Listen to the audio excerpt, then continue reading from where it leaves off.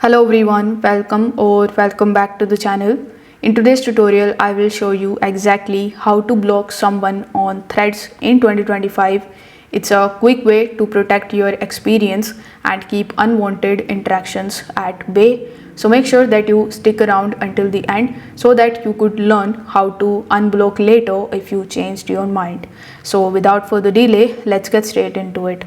First of all, you need to launch your Threads mobile application and then you need to simply log in into your account. Over here on your feed, you will see a bunch of different accounts. So you need to basically select that particular account which you want to block. For example, let's say I want to block this particular account. So you need to first of all go to their profile just like so. Then tap on the three dots in the top right hand corner of the screen.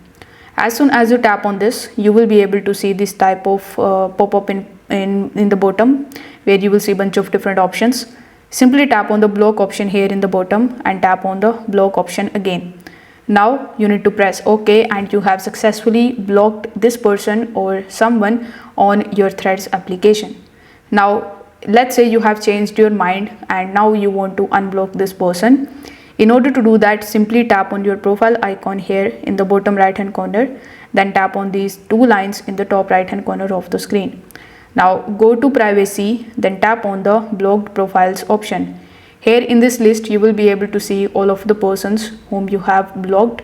So you can tap on unblock option right next to their profile, select the unblock option, and this is how you can block them.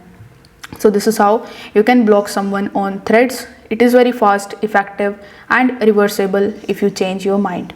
So if this video helped you out, give it a like, subscribe for more social media tips and comment below if you want me to create a video on any other topics relating to Threads.